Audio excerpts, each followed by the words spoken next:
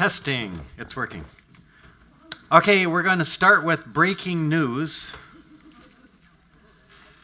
So this was in the LA Times this morning, and this was about the Ridgecrest earthquakes, and some fellers at, or people at Caltech suggested that motion on the fault at Ridgecrest could somehow activate,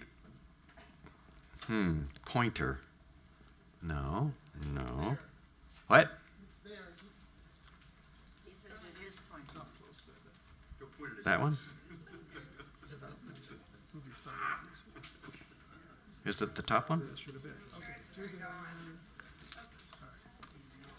Wow, this one looks dangerous. Oh!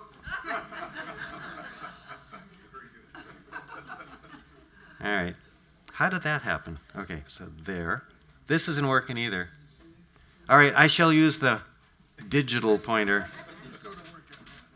All right, so at any rate, here's all the earthquakes that we felt around Ridgecrest, and this big, gigantic fault's called the Garlock Fault, and they're saying that maybe because of all those little mini earthquakes, kind of like injecting water into the ground, it's going to loosen things up and allow a... yay, perfect. Thank you, Marge. An earthquake on the Garlock, and remember, the size of the earthquake is proportional to the length of the fault. So you can imagine this could cause something like a magnitude 8, I think, earthquake. So, this is a theory. Is it going to happen? We don't know, but that was the point of the article. Here's, this is actually from the LA Times, faults creeping danger. And here's where they're talking about the relationship between the earthquakes at Ridgecrest and this Garlock Fault. So this map here, I went into this website down here, as I tried to do last week, and I actually brought that map up, and here you can actually see the same map. So this is the type of thing that you all have the capabilities now of experimenting with. So this is in the U.S. Geological Survey website, and you can go in and say, well, I want 1 day magnitude, 7 days magnitudes, so on and so forth, and you can look at different characteristics of the potential seismic hazards. I have to tell you, the news said this morning that it was in Compton, and it was a 3.7, and this isn't anything near Compton. No, that sounds, that looks like this guy right here. So I think that's, yeah. Compton, that was a 3.5. Yeah, but the cool thing is you just raise a question and we can go to the website and it explains it. So here's the Compton website. So the thing is, a lot of this information, if you know where it is at your hands, and you can investigate a little bit on your own. Thanks for I didn't know about the Compton one. All right. Anyway, so that's a little bit on this series of earthquakes and how it might portend a bigger one. And this article Bob brought in here, and this is the actual article from which the LA Times article was based. This was 14 guys, scientists at Caltech Seismology Laboratory. And in it, you can see, I know it's dark here, but you can see here's the map showing the faults and everything. And here is another map showing the Ridgecrest faults. But what are these little beach balls they're seeing? Remember the beach balls? All right. So these are the same beach balls we learned about last week. And can anyone tell me what type of faulting is going on? Do you remember what the types? No, you can remember from the beach ball, a strike-slip fault. That's very good. So these are perfect strike-slip faults all along the Ridgecrest fault system. So anyway, it was very appropriate that we talked about earthquakes last week, and now we have this in, and then we have the Compton earthquake, so life is relevant.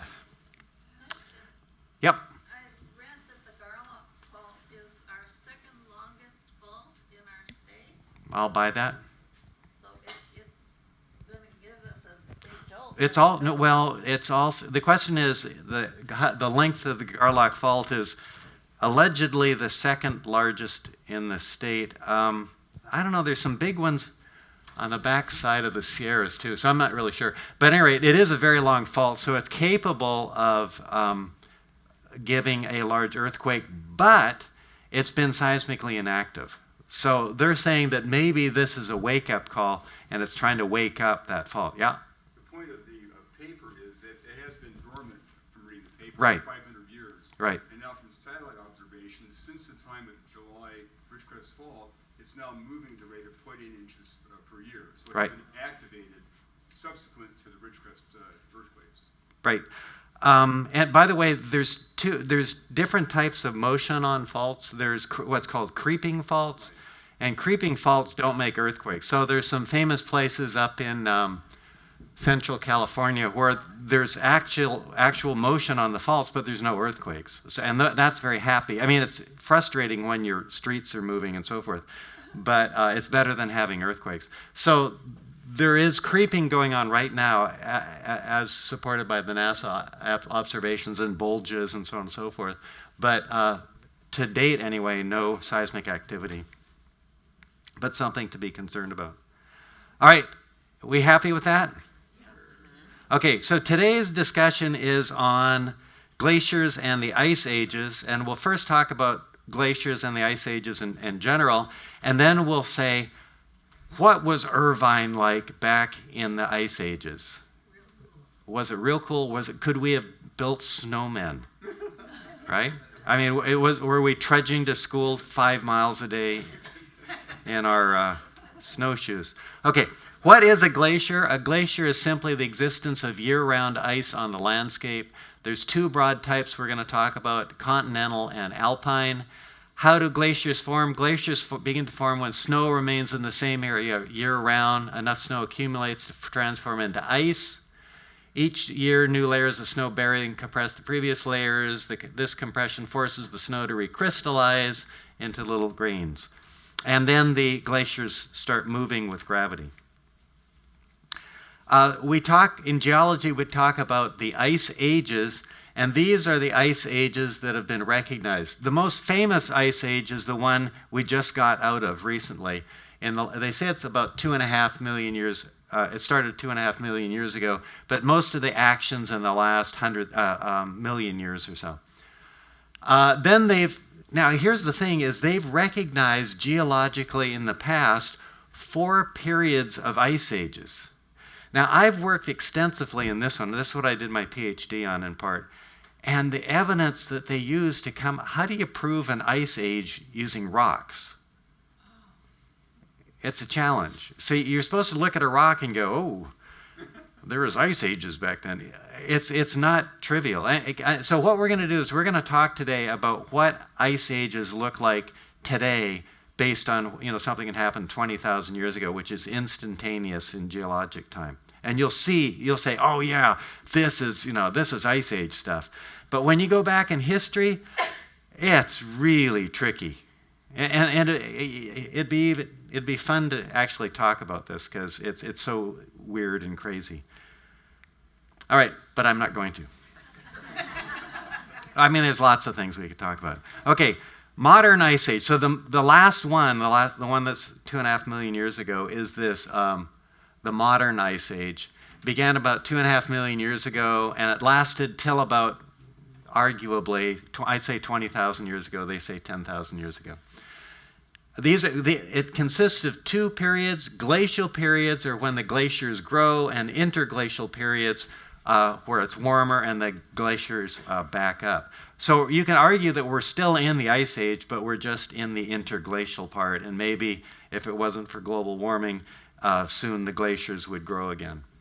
Anyway, this is called the Laurentide ice sheet, and that's showing what it was like during the ice age. Okay, a lot of this is our 4th lecture in the class. Remember we talked about plate tectonics, rocks, earthquakes, and now we're talking about the ice age. A lot of the stuff with the rotation of the Santa Barbara block and stuff, that was back in the Miocene and Pliocene, 20 million years ago, 30 million years ago. Remember the diagrams 20, 30 million years ago? Well, now we're going to really focus up here. And this has important bearing on it because people were around then. We went from Lucy to Erectus to Homo Arnold. in the last few million years. So we're really talking now about this period when people were around, and the climate was actively affecting their lifestyles. All right, how were ice ages discovered? Okay, imagine you're just like some guy in England or something, and you look outside and someday it's rainy, someday it's snowy, someday it's hot. How do you figure out that at one time in the past everything was covered with ice? I mean, that's almost like science fiction. Like if someone told you that, you go, what? All right. So, but what they did was just absolutely brilliant. I'm pretty sure this happened in the Swiss Alps. They would see valleys that had glaciers in them. And they say, oh, look at this valley here. It's got, here's the ice coming down. It's got these ridges on either side, and it's got these other features. That's really interesting. And then they come over to here and they say, look at that valley. It looks like the exact same valley, only there's no glaciers in it. All right? So the logic is, based on that kind of thinking, is that this is just a glacial valley without a glacier in it, and that previously there was a time in which ice filled up that valley. Okay, this type of valley, that's a valley, right, is very different than that kind of valley. This is called a V-shaped valley, and it's cut by streams over time. And this is called a U-shaped valley, and it's cut by glaciers in the scientific language. Okay, so the review of logic. I know what a glacial valley looks like. That's this one. I see lots of valleys that look glacial, but there's no glaciers. Therefore, there is a previous period, we'll call it the Ice Age, and then we can actually use our fancy dating techniques like carbon-14 to date the deposits and say, well, when was the actual Ice Age? Well, it was at this time. So that's the whole logic behind the science of the Ice Ages. All right? So that's the fundamental framework for the science of the Ice Ages. But here's what happened next. I saw valleys that looked glacial in the mountains. I surmised an ice age. Now I'm in the plains. Now I'm in Illinois, and I'm seeing features that look a lot like what I saw in the mountains. All right?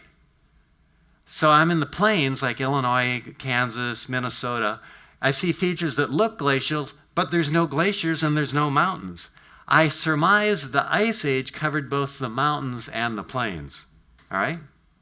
Very logical. So the idea is that these things are called terminal moraines and recessional moraines and so on and so forth. And here you're in Minnesota, Illinois, Kansas, something like that, and you see things that look very similar, but you don't have the associated mountains. So what we've come up with then is you say, well, these are what we call continental glaciers, and these are what we call mountain glaciers or alpine glaciers. So that's kind of the thinking that went into the science. Okay, this is our world today. We have glaciers, continental glaciers in Antarctica and in Greenland up there, and then sporadically in the mountains we'll have little spots of glaciation. So that's what it's like today. During the Ice Ages, during the maximum ascent, we had not very much glaciation in South America, but a lot more. But up in North America, you can see that we had glaciers down to the latitudes of Illinois, Wisconsin, Nebraska, and so forth, Kansas. And also in Europe, we had extensive ice sheets as well. Let's see what it says here. Most recent glacial maximum peaked at 18,000 years ago and is considered to have ended about 10,000 years ago. All right. How thick were these ice sheets? Okay, this is the skyline of Toronto, Chicago. So here, see the skyline? Boston, Montreal. They think that the ice sheet above Montreal was 3 kilometers, 33, which is like 2 miles. Or if someone knows the calculation better than I. Or even Boston, 1 kilometer, which is 0.6 miles. All right? So these ice sheets, it wasn't like a dusting of snow.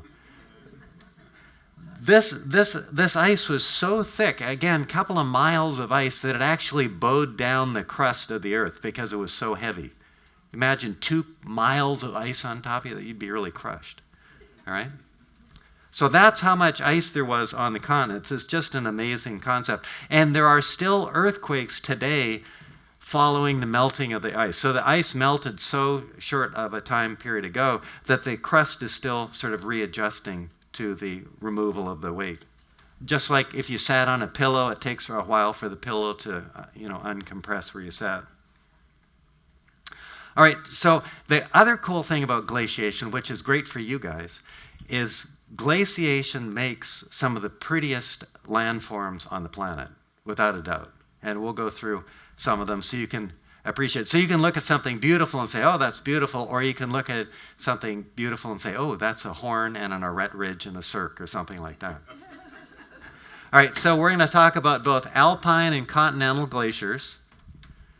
And again, today we only see continental glaciers in Greenland and in Antarctica, but we used to have them all over Europe and Asia and the United States, or North America. All right, so the two major types of glaciation up here is the alpine. So basically you're filling up valleys with ice. And then the continental glaciers, you have motion of the ice across, relatively flat terrain. See, alpine glaciers form high in the mountains above the snow line. Continental glaciers cover parts of the continents and so forth. All right, one of the most famous features of the glaciers is the U-shaped valley that I mentioned previously. So if you imagine this is some sort of mountainous terrain here, and this is the type of erosional features that you see associated with stream erosion. You see these different patterns of valleys and connecting valleys and dendritic drainages and so forth, V-shaped valleys, that sort of thing. And, perfectly nice and wonderful. But when a glacier invades that fluvial topography or river-related topography, the glacier has mass. Water just runs downhill and it erodes and it cuts and so forth. But a glacier is a big body of ice that slides downhill and it scrapes the sides. And so as a result, you get these gigantic U-shaped valleys, which a stream really isn't capable of making. And there's all sorts of other features as well. So some of the features we talk about are these U-shaped valleys. You have hanging valleys. What's a hanging valley? Well, when this stream was running while this glacier was, during the summer, there's still a stream coming here. This stream is coming down, and it was coming down, and it was draining onto the glacier. Okay, now the glacier melts, and the stream is way up in the air, and it makes a waterfall there. So we call that a hanging valley. And where do you think you can see tons of hanging valleys? There you go. So that's the origin of all those beautiful waterfalls in Yosemite. Cirques, what happens was when these glaciers occupy these fluvial drainages, they form sort of U-shaped valleys, and they're called cirques. So the ice is just coming in like this. And if you have cirques next to each other, they form these knife-sharp ridges, which are horrendously scary to walk on. So you can have drops of hundreds of feet on either side because a glacier was eating away at this side of the mountain and this side of the mountain. And you have this little arête ridge, which arête is stop in French. And you have to walk along this little narrow ridge with very steep slides. So that's called the arête ridge here. And then a horn is where three or more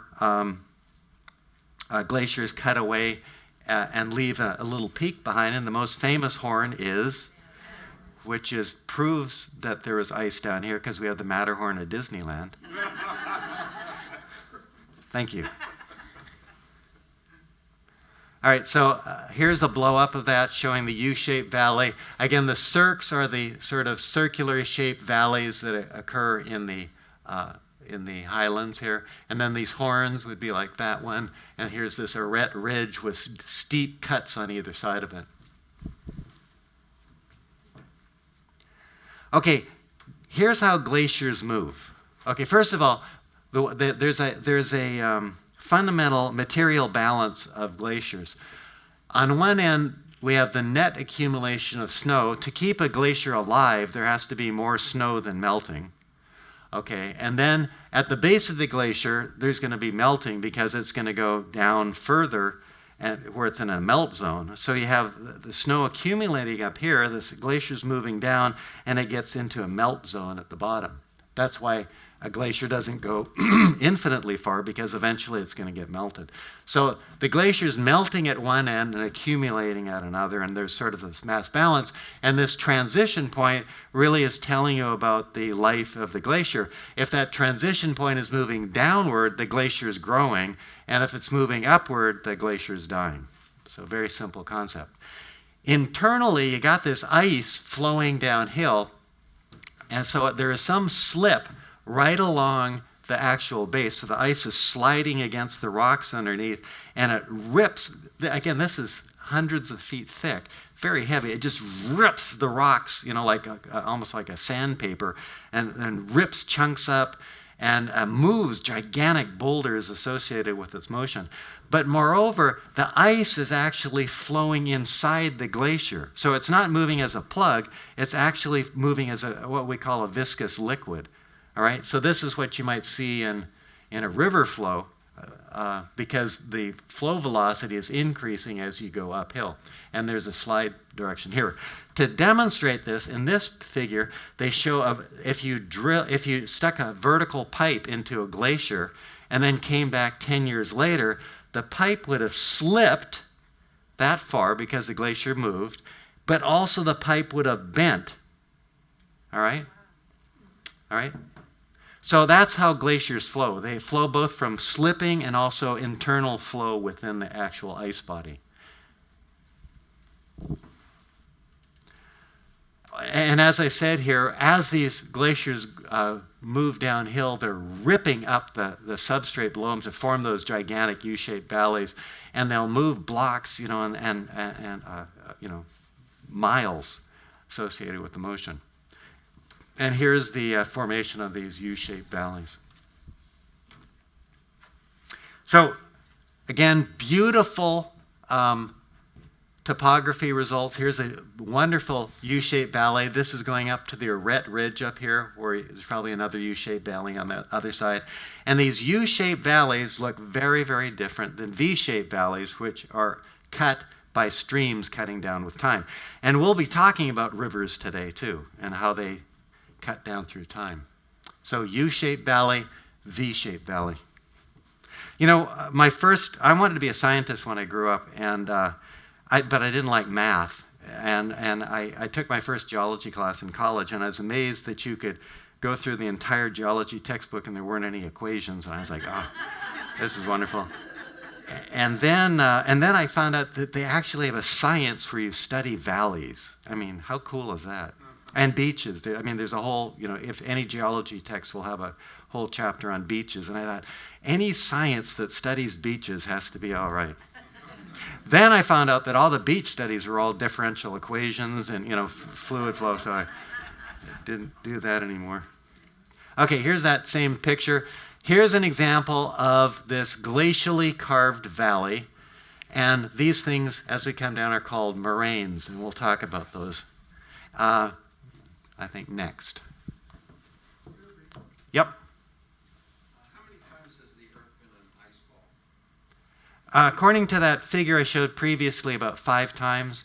There's a really famous one called the snowball Earth, which I'm not going to talk about, that a friend of mine actually invented, and there's a whole story behind that. Do you know the story of the snowball Earth? No, I don't. I'll tell you, what the heck. Back when I was in graduate school, my professor, who is a world famous geologist, was talking about this weird thing where they'd noticed that they'd done this paleomagnetic study of all these glaciated rocks in the late Precambrian, about 700 million years ago, and they were all equatorial. And they're really puzzled by the fact that there is glaciers in the equator. And they're like, how can there be glaciers at the equator? And I remember listening to this lecture and going, oh, somebody screwed up. Well, anyway, this very famous geologist that I know wrote a paper on it. He studied this extensively, and he concluded that the whole Earth froze about 700 million years ago, and it's called the snowball Earth. He proposed this about 20 years ago, and it just lit up the whole geologic community about the potential of how this might have happened, whether it happened, and so on and so forth. So it was probably one of the biggest geologic discoveries in the last several decades. But did that answer your question? So there's about 5 ice ages in the past that have been recognized. Could you go into the developments in space with gravity and orbits that cause ice falls? Oh gosh, I won't get into that for 20 minutes.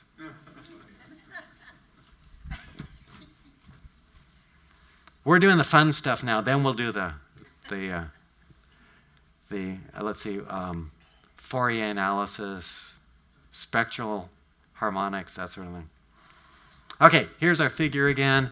So here's these.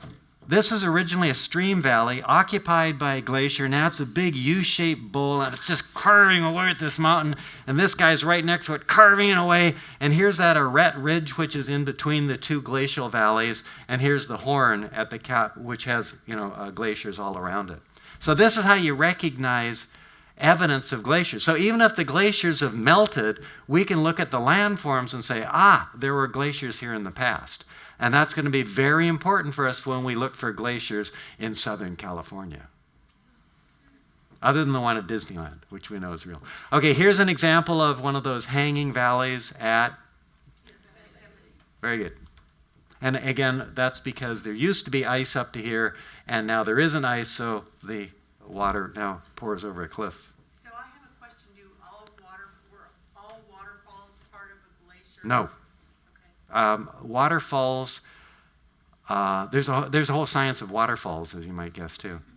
Isn't that wonderful? Yes. And a lot of it's due to if you have a harder, if you're eroding different types of rocks, and one rock is harder, and so all the soft rock gets eroded, and then you leave behind the hard rock, and then that becomes a waterfall. So that's one of the reasons. Then there's some other reasons as well. Thank you. All right, so let's talk about moraines, which are very, very different than the concept of morons. All right, so here's our alpine glacier coming downhill, and these are ridges of debris on either side. These are called lateral moraines. And then at the end of the glacier, this is as far as the glacier got, this is called a terminal moraine. And then this is what happens when the glacier backs up and then grows a little bit more. That's called a recessional moraine. So these are the different types of moraines. So the concept of a moraine, yes? Gary. See, I remembered your name. Very good. Thanks. Okay, over the period of history, with 5 glacier meltings, Yep. would that be considered global warming during each of those 5 times? That would be evidence of global climate change, definitely. I mean, are we now facing possibly a 6th global warming? So a 6th global warming. No, let me rephrase your question. We are in the middle of a global warming now. Is that global warming natural, associated with the fact that we just came out of an ice age, or is it associated with a burning of fossil fuels and the like? And so the thing is when you do that scientific problem, you have to be able to subtract out the natural causes, the fact that we're in an interglacial, and then address the actual man-made causes. Okay, so that's the balance. And of course, we're going to do that in 15 minutes. After I get my shoe. Okay, so how do you make a moraine? Well, it's just like a snowplow or a road grader. So here's the glacier moving down. This would be the terminal moraine down here, and this would be the lateral moraine. Or if you're using a snowplow, terminal moraine, lateral moraine. So moraines are very recognizable. If you drive up the Owens Valley, you'll see them along the Sierras there. They're very gorgeous. A medial moraine is where 2 glaciers have come together to form a single glacier, and this band in the middle is basically a lateral moraine here and a lateral moraine here, and now it's in a medial position. Okay, so those are moraines that are formed by glaciation. You can also form erosional features. So as that big old heavy ice mass is moving across the rocks, it leaves scratch marks behind. So more examples. And these are, again, cirques, horns, and arête ridges. So these would be the cirques. These would be the arête ridges. And again, if you walk in them, they're just terrifying because it's gigantically steep slopes on either side. And then these would be horns there. So these are all examples of alpine glaciation, another hanging valley. The other cool thing about alpine features, glacial features, is after when you've got all these glaciers on land, sea level drops because so much of the seawater is trapped in the glacier. So after the glaciers melt, sea level rises, and then you drown all these those beautiful U-shaped valleys. So you get these things called fjords, right? And fjords, if you haven't been in a fjord, they're just among the most beautiful things you'd ever see. In Norway is just filled with fjords, for example. I used to make jokes about fjords and Buicks, and that never went over very well. So these are examples of fjords. And the one I saw, I worked somewhat in Norway, and they have these are steamships going up. You kind of lose the scale. These are enormous features. So fjords are wonderful things and very picturesque as well. All right, so those are all characteristics of alpine glaciation, and now we'll talk about features of continental glaciation. So alpine glaciation is very dramatic because you have gigantic mountains and cuts and erosions, and continental glaciation is much more subtle, but pastoral kind of, as we'll demonstrate. So here you got this enormous, gigantic ice sheet, and now it's, in this case, receding, and it's leaving behind this outwash plain here where you have melted water running off the glacier and forming little streams and so forth. Here's the terminal moraine here, and then there's these other features that are kind of just bizarre, as we'll learn about them. Okay, so here's an example of an ice sheet. I think this was in Greenland. There's only two true ice sheets today, Greenland and Antarctica. They can go to the ocean, and they vary in thickness from hundreds of feet to miles. And we talked about the enormous size of the ice sheets. This was only 21,000 years ago, which is, again, man as we know him today, or them today, existed 21,000 years ago. So this is an instant in geologic time, yet you had, 3 kilometers of ice on top of Montreal, and even, a kilometer of ice on Chicago.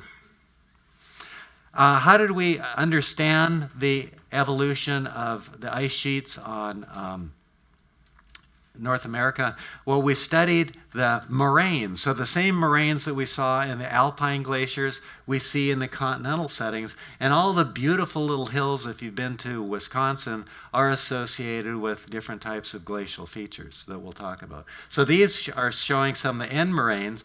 What they can do with the end moraines is you can take these end moraines, they're big hills, and you can dig into them and find organic matter, and you can try to date them with carbon-14 if they're not too old, or other dating techniques as well. So you can come up with an age of advance and then recession of the glaciers in this continental setting. And look at the interesting relationship between these gigantic lakes and the moraines. Yes? I have no idea. I did my graduate studies here, and I've worked up here, and I know very little about the East Coast. Yes?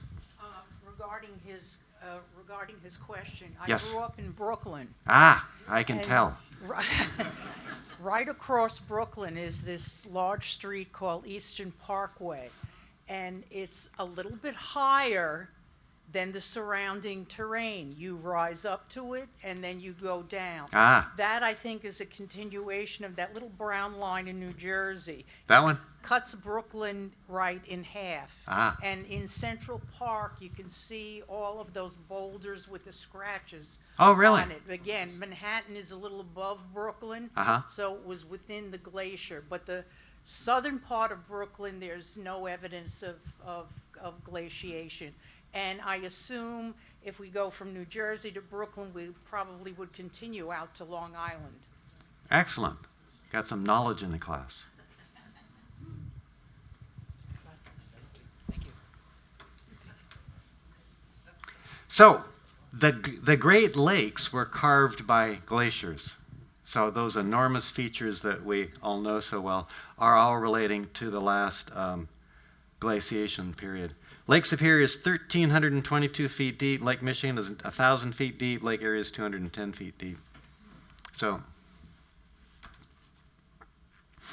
as I said, the features associated with continental glaciation are subtle, kind of pastoral, very different than the dramatic stuff you see in the mountains.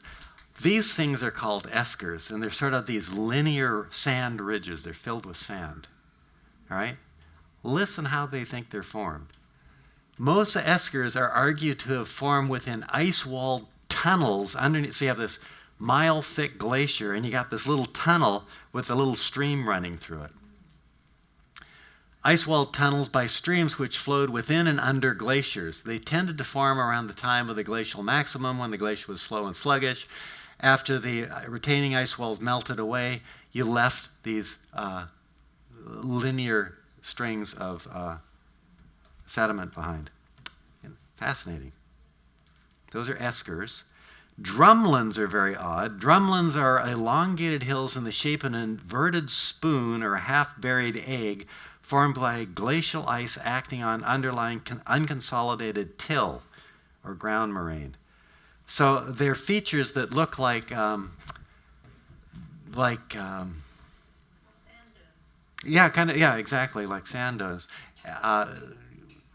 Okay, let's see what they say here, or I say here. Drumlins formed of till, they're elongated features. It can reach more than 1 kilometer in length. There's still some debate about how drumlins are formed, but they're mostly widely accepted as that they were formed when the ice became overloaded with sediment.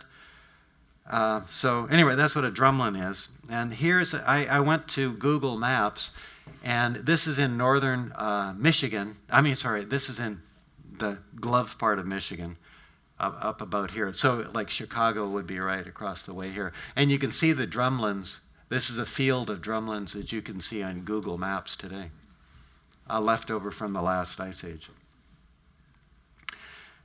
Again, so think of what we've been talking about. We've been talking about eskers, which are little sinuous things under glaciers, drumlins, which sort of look like sand dunes made of till, and kettle lakes, which are little circular depressions. And the idea behind a kettle lake is they think there is a big iceberg sitting there. There's a whole bunch of outwashed sediment that came and it was deposited around it, and then the ice melted away, left a hole. Again, very subtle type of features. Kettle is a shallow, sediment-filled body of water formed by retreating glaciers. The kettles are formed as a result of blocks of ice caving from the glaciers, becoming submerged in the sediment on the outwash plain. Very strange. All right, ice ages, where we are at. We have described what the ice ages are, how they were discovered. Are we all done? Okay, so the next question is, why were there ice ages? Okay, so when I was a kid, hey, it's Suzanne. Sorry. Hi, Suzanne. So when I was a kid, I think I was pre-ice ages. The ice ages were accepted as a thing, but nobody really knew why there was ice ages until this dramatic theory was proposed. Evolution on thoughts about the ice ages. So based on mapping, what they did is they mapped all those moraines in the Midwest, and they came up with this ice age history, Wisconsin, Illinoisian, Kansas, and Nebraska, and using whatever dating techniques they could, carbon-14 plus some other techniques, they came up with the age ranges for each. So these would be the ice age where the glaciers are growing, and then this would be the interglacials and when the ices were receding. All right? So this is sort of the state of the art up into the early 1970s about the ice ages on North America. It's saying radiocarbon only works back to about 50 to 60,000 years, so it's not going to work for these older guys. One of the most brilliant things that this happened in my lifetime was this concept of ice coring. So what they did was they went to Greenland and also Antarctica, where there's active ice sheets, and they drilled through the ice like it was rock, like it was, we're drilling for oil, only you're drilling through ice. And then what they did is they studied every single individual layer of ice in it year by year. There it is. And so they came up with a history of the ice based on these ice cores. And here's some of the ice cores. There's more that have been done now.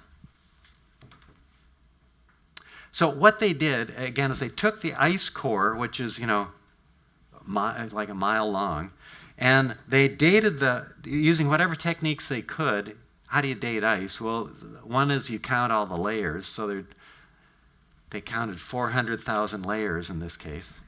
Or they can, if there's ash layers, they can use radiometric dating, and there's other techniques as well. So anyway, they come up with a time scale. Here's 400,000 years of time based on ice core data. And then what they can do is they found that there's little air bubbles in the ice.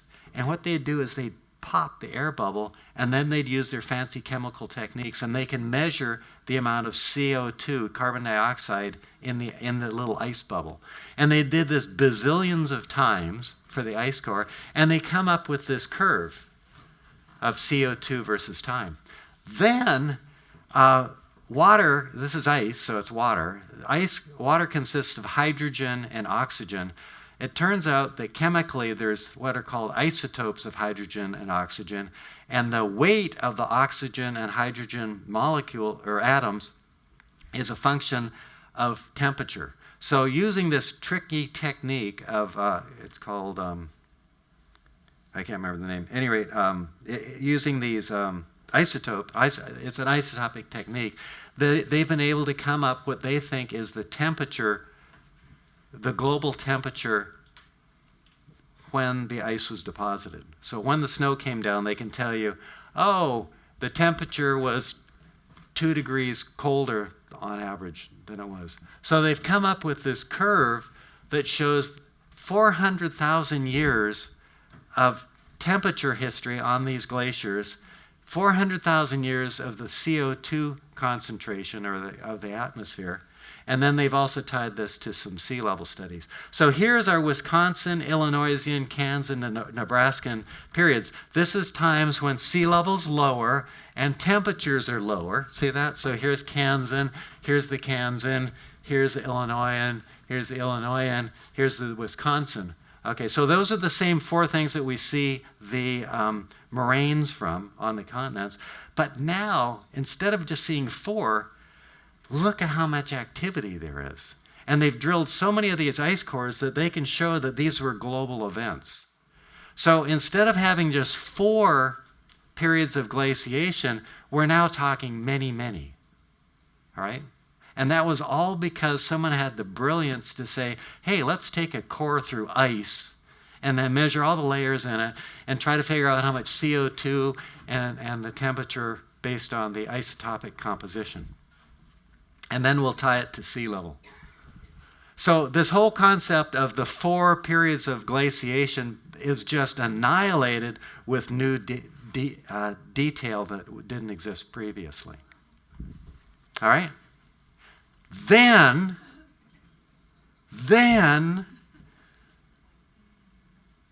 look at the CO2 curve and the temperature curve. They're almost exactly alike. They're almost exactly alike. All right. All right. So what they found out, now measuring CO2 and measuring hydrogen, deuterium isotopes and oxygen isotopes, there's no reason that they should be alike, right? I mean, they're just like saying like a cat is very similar to broccoli, okay? Okay, so, but these things look very, very similar. So there's this guy named Al Gore who said, when the CO2 goes up, the temperature goes up. Well, the CO2 today is there. All right? So if the CO2 today is there, what's the temperature going to do? Okay, so Al Gore was one of the first proponents of alarming us all about global climate change. So what they're saying is the normal range in CO2 is here for 400,000 years. They have ice core back 800,000 years, and this is the normal range. And now we're up here. What does that mean?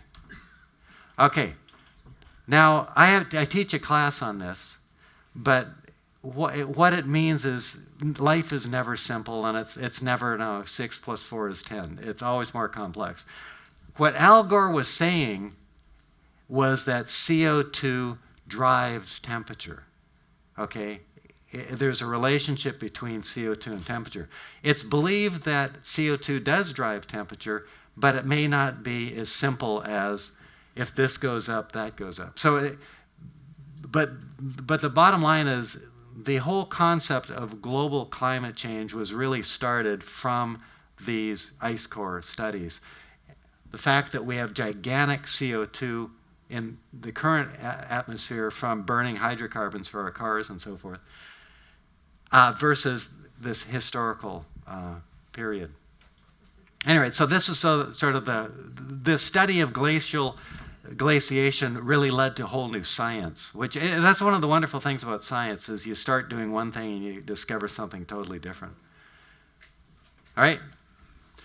And to go on a little bit, this is another plot, same sort of thing. So this is showing methane concentration, CO2 concentration, and temperature, and same sort of relationship. They're all related. But here we also have methane, which is another greenhouse gas that's basically off the scale. Anyone know what the current CO2 level is? Is it 411? 4, something like that. So it's even, this is an old slide, in other words. Okay, so the bottom line is we think there's a driving relationship between CO2 and temperature, but it's not just a simple linear one. So the temperature is not going to go up 400 degrees or something based on this relationship. The temperature is going up. We need to stop burning hydrocarbons. There's no doubt about it at all. But it's not a simple linear relationship that you can predict. Because based on this, you'd say, well, if the temperature, okay, the temperature here, if that goes up, okay, that, okay. CO2 goes up to 380, so if maximum is 300, so that means the temperature anomaly should go up like 8 degrees or something like that. It's not that simple, but it does tell us that we're going to experience dramatic changes in temperature. Yep. The other thing is if you stop burning them right now, yep. it will take a long time That's right. to come back up. That's right. There's also an argument that there's a lag time right now that the temperature really hasn't equilibrated with the CO2. And one of the wonderful ways I heard it described is like smoking cigarettes. It takes a while for the cancer to kick in. So the cancer here that we're smoking is the CO2, and the cancer would be the temperature rise. But during the dinosaur period, CO2 levels were that high. That's right. And it was very warm back then. There's one of the fascinating things about the dinosaur period is that I talk about in my global climate change class is there's there's dinosaurs in Alaska, and they're saying, well, dinosaurs are cold-blooded. How could you have dinosaurs in Alaska? And then they said, well, maybe what the dinosaurs did is they ran up, and they migrated, and then they found baby dinosaurs out there. So how could a baby dinosaur run, 1,000 miles? But at any rate, so yes, the conclusion was that in the Cretaceous period that it was a lot warmer. They think Alaska was kind of like Seattle in terms of climate. Plate tectonics may have moved. No, this is correcting for that. We have our paleomagnetics corrected. All right, so someone asked about driving mechanisms. Yes? What about the cooling? Well, let's talk about it, shall we? Yes. All right. Now we will talk about Milankovitch cycles, and this was one of the great discoveries. I think it was 1976 that this really came out. Milankovitch cycles are named after Serbian mathematician Milutin Milankovitch, and these are movements of the Earth that affect the amount of solar radiation that it gets. So we talk about three types of features. So the idea is that the Earth is going around the sun, but it's not going around the sun perfectly the same way every time.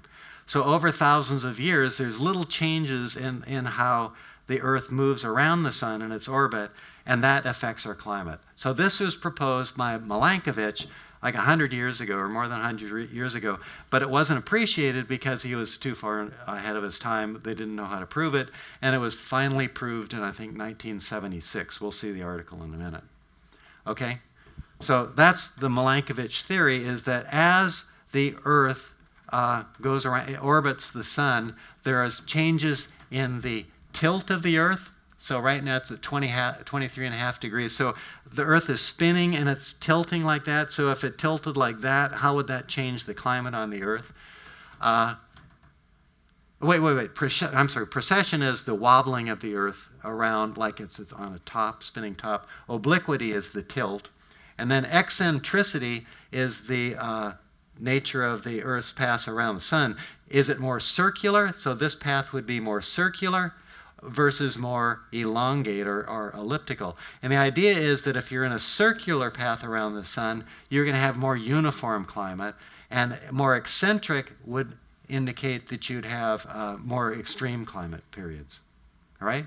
So again, Milankovitch proposed this back like 1890 or something like that, and it was widely ignored and then rediscovered. Okay, precession, direction of the Earth's axis changes over time. The Earth wobbles like a top on its axis. And the cool thing that Milankovitch calculated was this happens every 26,000 years. Why is that funny? It just is. If I'd have said 23,000, what would it have been? Oh, I wouldn't have laughed. I wouldn't have laughed. Okay. There's something about 26,000 that's good. Strange. Well, we all are strange. Okay, obliquity, the tilt angle of the Earth's axis changes over time. The greater the tilt, the greater the differences in seasons. 40,000 year cycle. Nothing. And then eccentricity, varying the shape of the Earth's orbit, how elliptical it is, and that's got a 100,000 year cycle. All right, so we have three time scales, 23,000, 43 or whatever it was, and then 100,000, 41 and 100,000. So I'm sure he measured what the mile difference was in these measurements as the different time periods. Oh, it's good. We're getting there. I'll show you how it was all put together. Okay, so here's again the summary picture showing tilt, precession, and the age ranges, 41,000, 20,000, 100,000.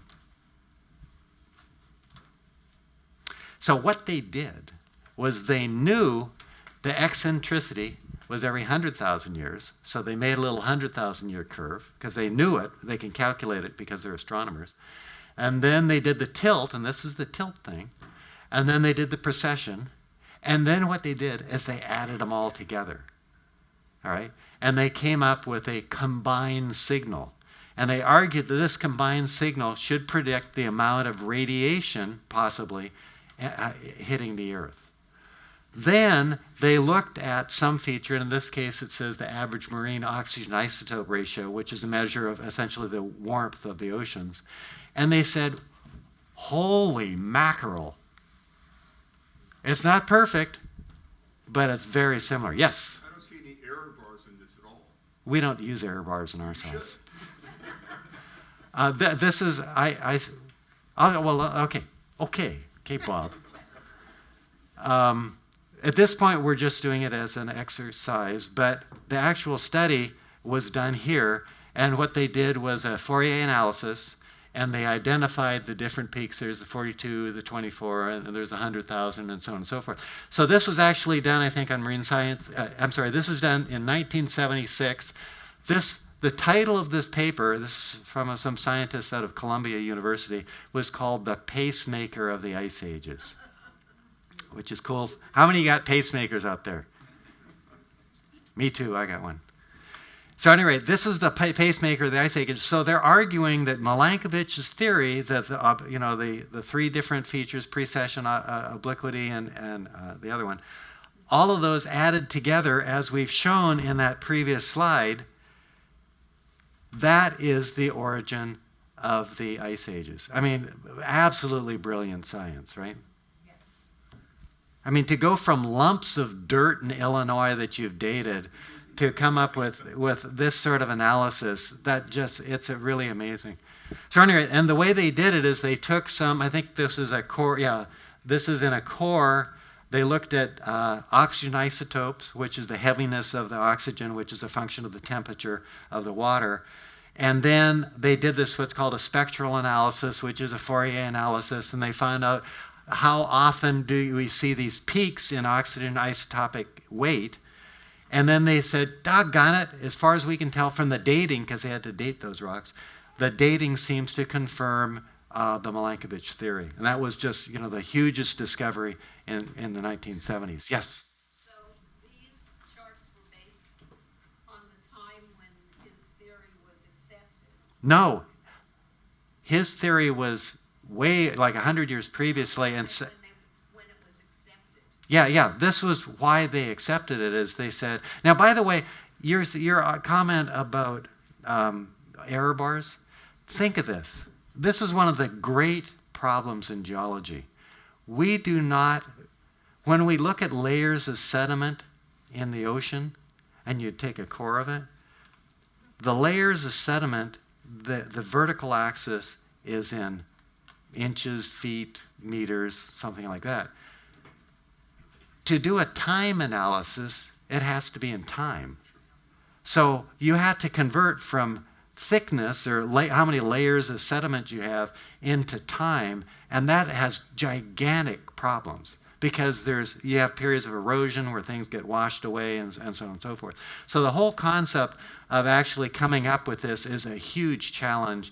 And a lot of these numbers are very soft. They come up with a conclusion like, oh, this has to be, but if you look at it, it's actually, there are challenges in the interpretation. Yep. So this is an old paper. Is this still considered state-of-the-art Oh, yeah. research? And Oh, yeah. I believe it's still referenced? Oh, yeah. This is, what's these guys' names? I used to know the guys' names who wrote this. But as in all sciences, there's always tweaking going on. So they're challenging. But the Milankovitch theory is very well established, though. But, there's always issues associated with the interpretation. Other questions? Yep. There's also a time variation in solar radiation, right? Well, what they're saying is the cause of the variation in the solar radiation is due to this. This is the driver, yeah. It's huge. All right? But there's also going to be a solar luminosity variation. Well, no, that's what it's saying. They're saying that. Oh, well, then you've got the sunspots and all that sort of stuff. The sunspot cyclicity is not included in this. So another argument, of course, is the influence of sunspots. And there's another theory that came out just recently about another forcing parameter. But anyway, yes, this forcing parameter is relying on the Milankovitch interpretation. But there's other people who have interpreted the sunspot cycles, which is a very high frequency one, is another one. Another thing that throws this into chaos is if there's a whole bunch of volcanoes that erupt at the same time, all the ash and the chemistry of the volcanoes can affect atmospheric chemistry, and that can affect climate as well. So climate is extremely complicated, but fun to argue. Okay, so now we've come up with, instead of having just the Wisconsin, Illinois, and Canada, Nebraska, we can see that there's a very complex history of the ice ages. And this is just this last one, and this is only going back 800,000 years. By the way, One thing that does piss you off is sometimes they put 0 over here, and sometimes they put 0 over here. Okay, so here we're saying the end of the last ice age is around 20,000 years ago. Okay, and all of those different peaks, I'm just showing you this, have been named. So, they have names for them, the Mid-Bruns, and there's one called the Eemian, and so on and so forth. So it's all part of the new science of paleoclimatology. Let's see, the authors of the paper were Hayes, Embry, Yeah, and Hayes. Shackleton. Hayes, Embry, and Shackleton, that's right. Whoever said that, wherever you are. Ah, there you go. Oh, Dennis, okay.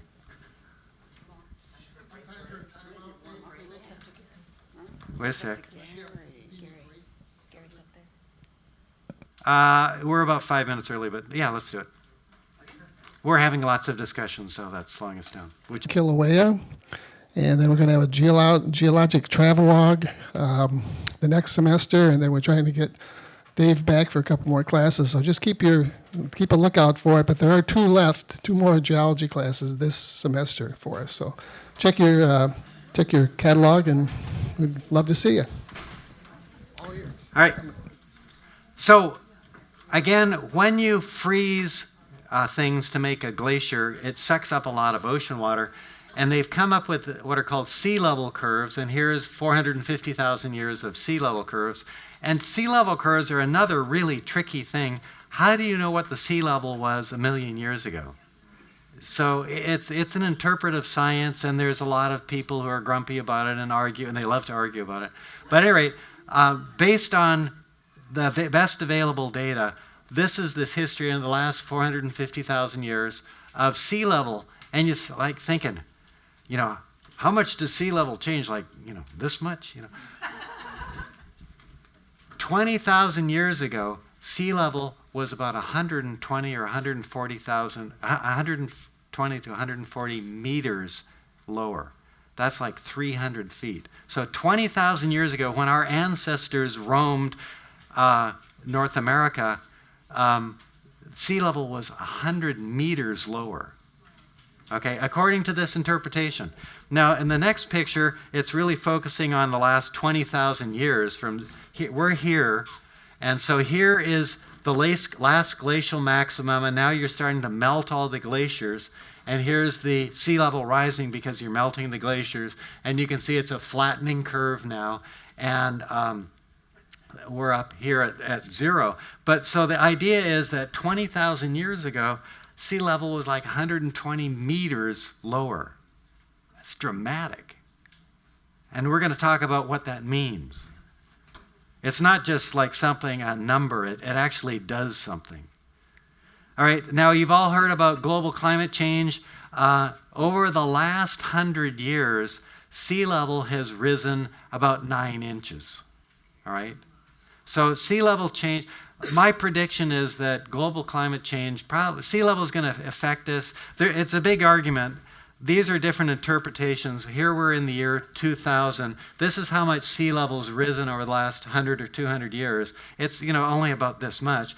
But in the next 100 years, depending how the atmosphere catches up to all the CO2, sea level could go up a whole bunch. This is in feet here, maybe 6 feet, 8 feet. Or it may only go up a little bit more. So dramatic. We're going to get bit by global climate change, but we're always arguing about which is going to bite us the most. I always thought that sea level change would be, now I think more like tornadoes, hurricanes, but it's all being argued right now. All right. So I'm going to skip this, and here's our break. All right.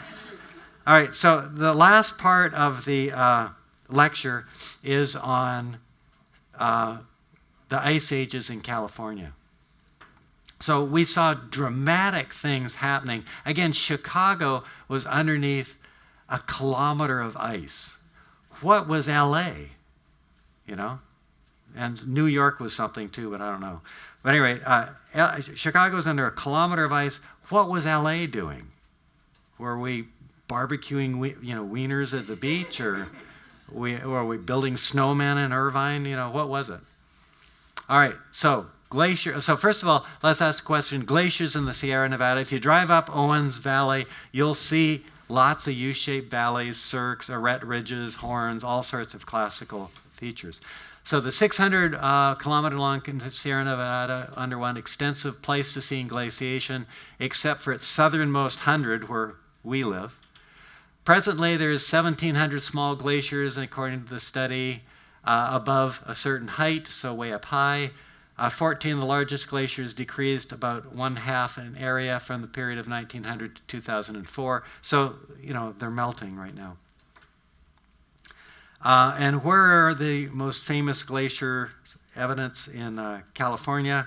And that would be, of course, Yosemite.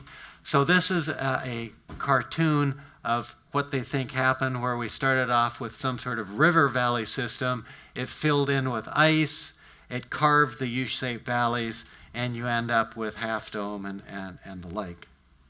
So there was definitely glaciers in California, alpine glaciers. And how far south did they extend? So big question for us in here is, was there glaciation in Southern California, and how would we know? How do you think we'd know? What? Ooh, that's a good one. What else? U-shaped valleys, moraines. So all those features we saw up in the northern Sierras at Yosemite, we might expect to see in Southern California. So how far south were alpine glaciers in Southern California? This is a study. This guy, Robert Sharp, was a famous professor at Caltech, and he did a lot of the classic geology studies. The deposits of Pleistocene glaciers in Southern California. The deposits of 7 valley glaciers have been mapped in the San Gorgonio area of the San Bernardino Mountains in Southern California. These ice bodies headed those are the elevations. The lowest elevation was 8,700 feet. Dry Lake Glacier was the largest. So it covered blah, blah, blah. And the north slope of San Gorgonio Mountain. So I have no idea where San Gorgonio Mountain is. So this is a map of our area. Here's Big Bear. And here is San Gorgonio Mountain. Here's Yucaipa, Highland, Cherry Valley, places like that, Banning. All right, there's the 10. So here's another picture of the San Gabriel's. So that's in these mountains, right? And here's some maps that I got online showing interpreted features of different stages of glaciation in that mountain. So, it's not a big feature. It's a horrible figure, I know. But so this is 1 kilometer. So this is a relatively small feature. But, we're fighting to be part of the Ice Age history. This is also in Google Maps. This is San Gorgonio Mountain there, and I'm trying to look for U-shaped. Maybe there's a little U-shaped valley there. Nothing very classic in that. Unfortunately, the write-ups on these features aren't accessible. So this kind of looks like a U-shaped valley here. I don't know, but I really don't. I don't really know what the scientists saw. So it's a little frustrating trying to recreate their work. But they are arguing that there were glaciers in this area. So again, here's San Gorgonio Mountain. This is maybe there's some U-shaped features here, I don't know.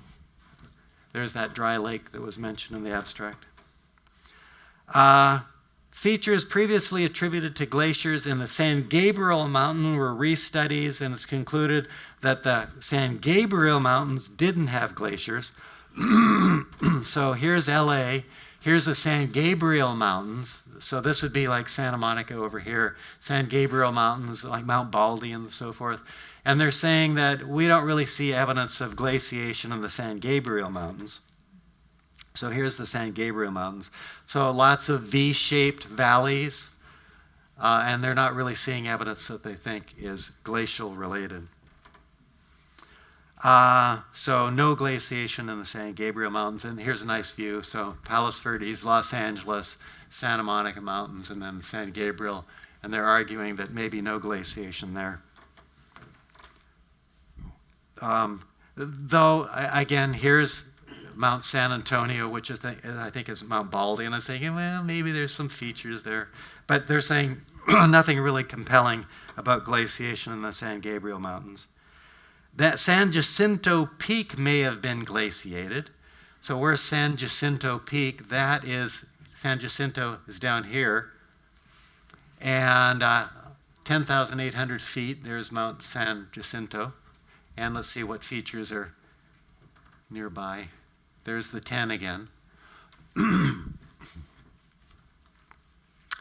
And again, looking at that in Google Maps, and I'm trying to convince myself, oh, maybe there's some glacial features there, but nothing really dramatic. So what we'd have to do is take a field trip up there, hike up the mountains, and look for striated rock and moraines and so forth. All right, summary so far. Boo, there were no massive glaciers in Southern California. The ice ages were a bust down here. There's nothing interesting. Or is there? All right, got you guys going now. It turns out it's all about beaches and rivers in Southern California. Okay, this is a marine study that was made, and what they've done is they've stripped off all the ocean water, and it's showing the topography of the land, but it's also showing you the bathymetry of the water. And you see there's this big flat shelf, and then there's some canyons cutting through it. This is the Redondo Submarine Canyon. There's another one at Santa Monica here. This is the San Pedro Valley, and then there's a San Gabriel Valley down here. You're not going to believe this. Why am I showing two pictures? All right. It turns out, remember this plot here? 120 meter. So 20,000 years ago, sea level was 120 meters lower. Remember that shelf? Guess what depth is at the bottom? Oh, it's hard to tell, but here you can see 45 meters, 60 meters. As far as I can tell, it's around 100 meters. So that means that the shoreline 20,000 years ago off of San Pedro here was here. This is the actual shoreline. All right?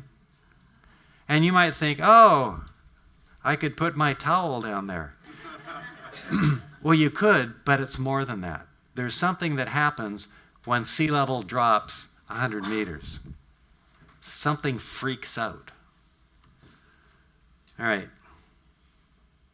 So let's go back to this map. So here's this great area. So the sea level was down here. All right. And here's the Submarine Canyon, the Redondo, and that other one up in Santa Monica. All right. And here's the topography of the land, and here's the bathymetry of the ocean. And here's the San Gabriel Canyon coming in. Okay, now look at land. Okay, and here's our sea level curve. Okay, here's a test for you. See this linear hill where the blue arrow's pointing? What is that linear hill? What? Oh, you'd like that. That's a good one. Okay, what is that linear hill? Is it a fault? It's not just a fault, it's... Oh, you guys. Now wait, you're a geologist. You're not supposed to say things like that. That's the Newport Inglewood Fault. So remember, all of our fears here are not really about the San Andreas. They're all about the Newport Inglewood Fault, because here's the Newport Inglewood Fault coming right down to our neighborhood, right? Right near Newport Beach, right? So that hill there is the trace of the Newport Inglewood Fault on the topography. And the most famous one is this little bump here, which is Signal Hill. Okay. So what happened is the Newport Inglewood Fault is a zone of compression that's made a little bump. All right. Now, look at this. So this map is how many years ago? Today. Oh, today. This is like 2003, I think. All right. What's that? See that little black line? What is that little black line? What's that? Oh, something funny. A restaurant. No. No, see that thing looks like a hair going up? Oh, come on, you know what that is. It's the Los Angeles River. Okay, so here's the problem. You got a big hill, which is the Newport Inglewood Fault, and you got a river cutting right through the hill. Isn't that weird? Okay, so that's the Los Angeles River in the inset. And I think the white one down a little bit is the San Gabriel. So this is a very interesting type of feature. When a river drains through a hill, that's not normal because rivers can't go up. You know, it's not like a river sees a hill and goes, well, I'll just go up and then down and then I'll eventually erode through it. So what it does is this tells you that this hill was rising as the river was cutting through. So they have a special term for it. It's called an antecedent drainage. So this is a wonderful example of an antecedent drainage where the Newport Inglewood hill set was coming up. The hills were rising as the river was cutting down. And what happened is the river managed to keep up with the hill rise. What can typically also happen, there's also examples along that same set of hills, is that the river can't keep up and it has to divert to a different position. So if the hill's rising faster than the river can cut down, the river just loses it and goes somewhere else. So one of the features here that's fascinating to me is this feature here. Look at this big old erosional feature, and there's apparently some little creek drainage here, but this must have been a lot of erosion to make that much, that big of a valley. And that goes out and feeds this submarine canyon here, which is the Santa Monica Submarine Canyon. Another odd feature is this is the Redondo Canyon. That should be fed by some stream, but I don't see any evidence of a stream, which is kind of odd. But that's me just waxing. All right. Last glacial period in Southern California. Why do I have this figure? So here's just a close-up of the San Pedro Harbor area.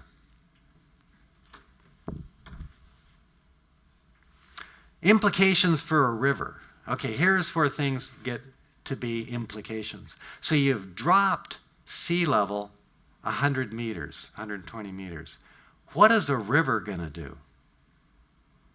Rivers they're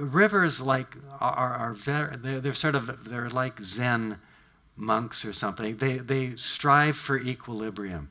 The whole purpose of a river is to flow to the sea as gently as possible. They hate waterfalls. They don't want to deal with waterfalls. They just want to be smooth drainages down to the sea. All of a sudden, you drop sea level 100 meters and the river just loses it. All right? So what happens, okay, I'm getting ahead of myself. So here we have here's the different drainages. Here's the Back Bay drainage. This is the Santa Ana River here. That's the LA River, and that's the San Gabriel River, and so on and so forth. They were all draining down to here. Here's where the shoreline was. All right? So the Newport Back Bay was actually a deep valley cutting down to the shoreline down here. The Santa Ana River, this real wide plain in Huntington Beach now, this would be like Beach Boulevard, Magnolia, Brookhurst, is coming as a very wide area, and it's coming down to the shoreline here. Okay, but now sea level's risen back up.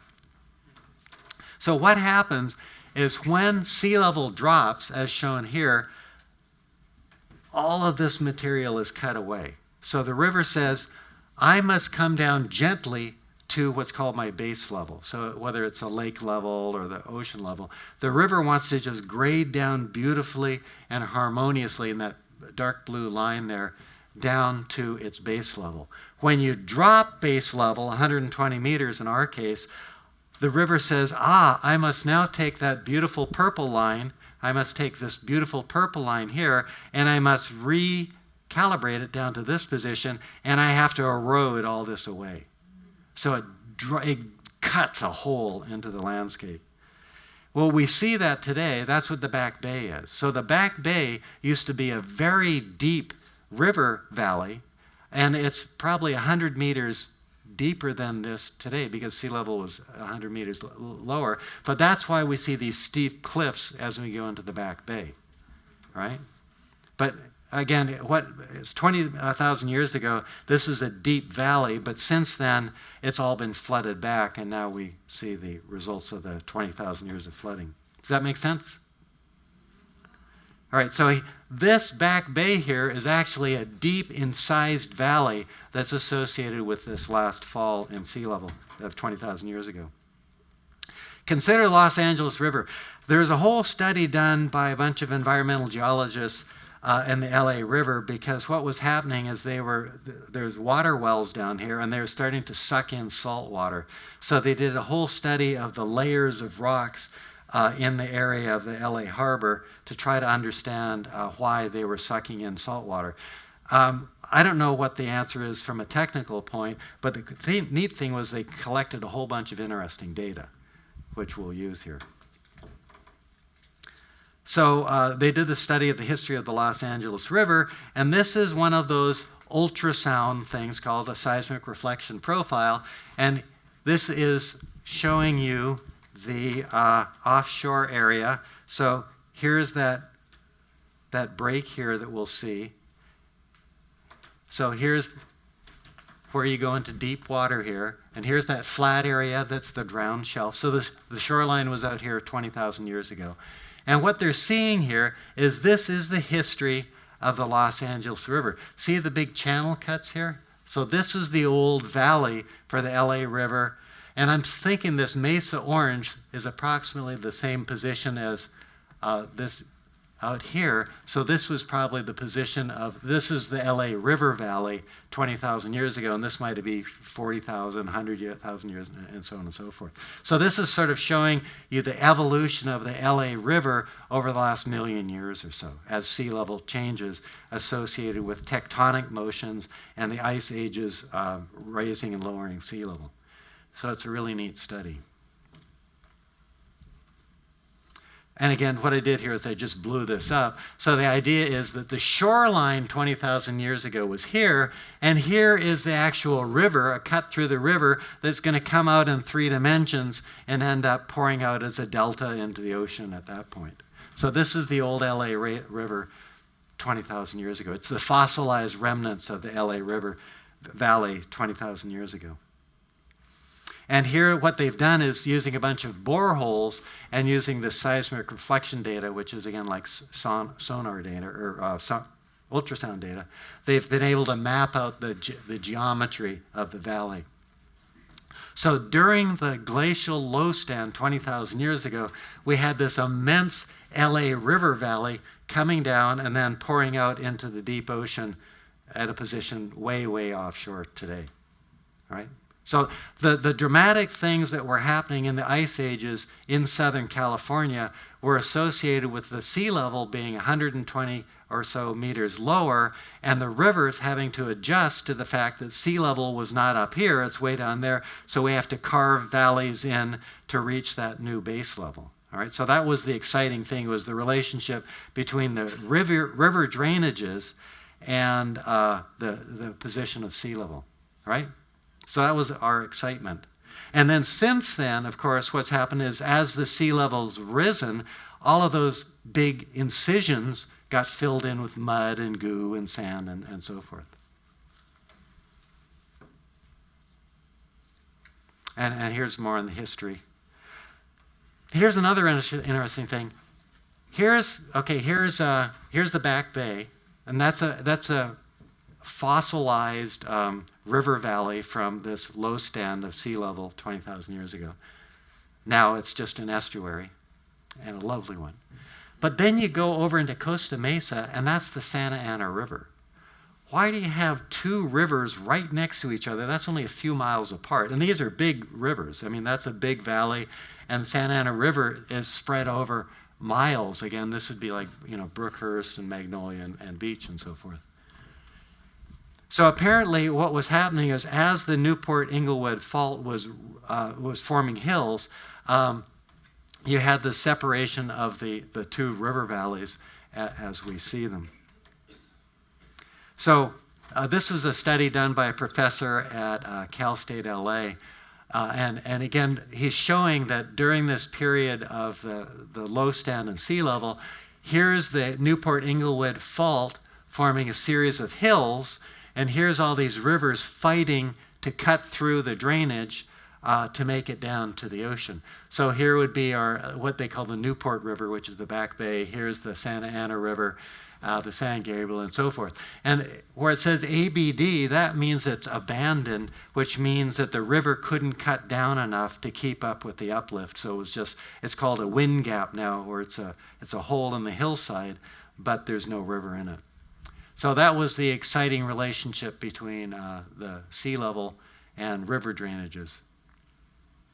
And up there in the Santa Monica area is that one sort of unnamed valley that we looked at in a previous slide.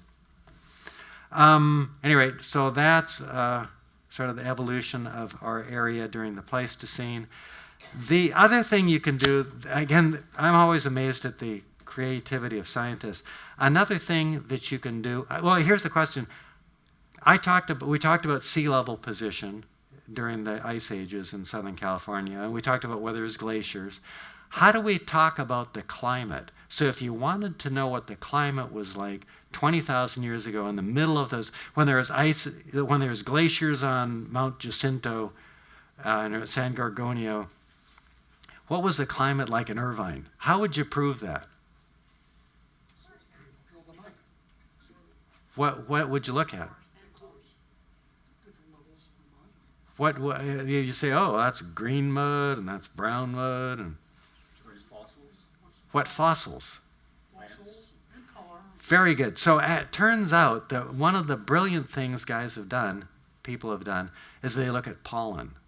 So they look at the history of pollen. So you're right, you do look at core samples, but you zero in on climate-specific fossils. And the one that's really borne a lot of fruit is looking at pollen samples. And a pollen expert is called a palynologist, and they can tell you what the climate was like. They say, oh, those are coniferous trees that were growing in Irvine at this time. So I just pulled out a couple of examples here of these studies. This is in the Newport Bay, and they're looking at different examples of fossilized plants and pollen. Here's eucalyptus, some sort of fungi, and so on and so forth. So this is another way that we can sort of paint a picture of what the climate was like 100,000 years ago in Southern California. It's amazing once you get creative, how many things you can fill in that you didn't know previously. So I just pulled out a number of cases here. This is a study in Lake Elsinore, which is one of the largest natural lakes in California, and they did a deep core, and they looked at pollen and some other things as well. And here's another one for another study as well. So summary: ice ages in Southern California. We may have had small mountain glaciers in the highest local mountains. The big story was sea level was 120 meters lower than today. Rivers carved deep valleys and fed submarine canyons, but those valleys were filled up during sea level rise over the last 20,000 years. There were repeated rises and falls in sea level over the past 800,000 years. Here's 450,000 showing these rises and falls, meaning that there is a complex history of a river erosion and a location of shorelines, as we've discussed here for the LA River. All right, so that's the end of the glaciation, and I just want to spend 4 slides on what the class was about, just to remind you in case you have forgotten since. So we started the class talking about plate tectonics, the whole concept of plate tectonic theory, and then we applied it to California, and we said that we talked about Tanya Atwater's theory of the subduction of the ridges and the formation of the San Andreas Fault, and this just amazing rotation of the Santa Barbara Block. We also pointed out that all the rocks that we see around us all support the same tectonic history, whether you're looking at the blue schist in Catalina, the San Onofre breccia at Laguna Beach or in Dana Point, the chalk cliffs of Newport Beach, the famed chicken and the gigantic oil fields of the Los Angeles Basin. And we also talked about how the Tanya Atwater model explains to us a little bit about earthquakes in the area.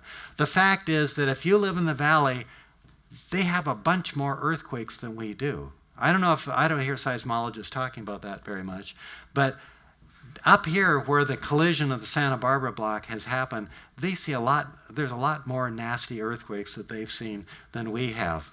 Seismologists never want to make you feel secure that there's not going to be a big one coming.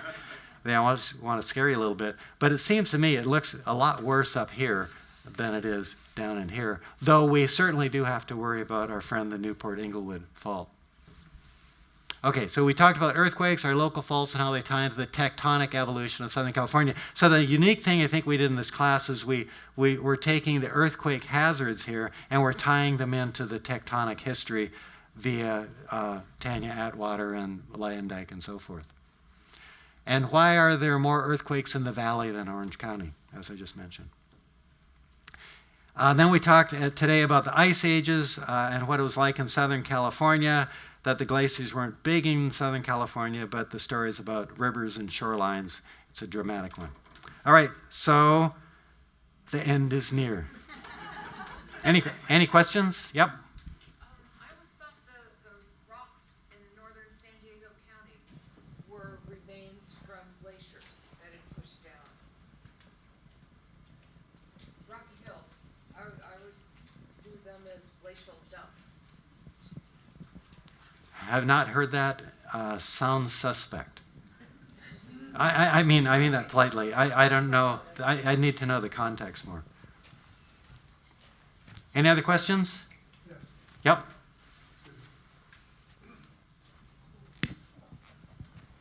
Are you able to make any projections on climate in the next 100 years or 50 years or 200 years based upon the information that you have now? I'm not, because that's not my field. But as you've known, there's a whole climate. You know, what's the Governmental panel. yeah? What's that? IPCC, IPCC. Intergovernmental Panel on Climate Change, IPCC. They give us updates every 2 or 3 years. Big one coming in 2021, I think is the next one. So they are arguing based on their own very detailed science, and there's journal articles after journal articles arguing different things. So I was a petroleum geologist, so I'm responsible for a lot of this, and I did a course last year on global climate change, and a lot of it I was really interested in the theory that really drives you to accept global climate change. So, how do you actually remove the natural geologic signature from the man-made signature? That was what I was focusing on. And then on my last lecture, I said, okay, I think we've proved that man is really causing this dramatic spike and there's going to be bad things associated with it. What do we have to do? And then, oh my gosh, as soon as you accept man-made global warming, life gets very complex because you have to stop all burning of hydrocarbons right now, otherwise everything's going to go to pot, and it's a dramatic conclusion. And it seems without doubt. So it's too ugly to put out in a... Well, it's a great question. There's a lot of questions we know it's bad, but we don't know what's going to. So I like to go around asking people, what's the next thing that's going to be really, really bad about global climate change? Because the sea level rise of a few inches a year it's going to take 100 years before that really makes dramatic change, unless they have that instantaneous acceleration, which hasn't occurred yet. So the question is what's going to be the first really, really bad thing? Is it going to be the gigantic hurricanes in the warmed up Gulf of Mexico waters, or what is it? And there seems to be some uncertainty on that. So exactly what's going to happen, we think it's really bad, but we don't know what's going to be the next really big one. Yep. Mass starvation and migration. From gigantic droughts. How about and so forth. wildfires? Can you imagine uncontrolled wildfires and no water to put it out and no transportation to get to where the fires are or get the water. So you can get there. pick your science, it's not science Pick your fiction poison. anymore. Yeah. You can pick your scenario for what's going to be really bad, and there's a whole bunch of them. We're already experiencing population movements in the world, That's right. and that's probably due to climate variations of inability to really reuse the soil people have abandoned. Indeed, yeah, I agree. What's your name? Irwin. What? Irwin. So what he said was we're already experiencing mass migrations, you know, in Africa associated with droughts and so forth. So we're really feeling the effects right now. Well, if we don't have any other questions, how about joining me in thanking Dave for his good Thank job you here. all. So, hope to see you next week if you're still interested. So.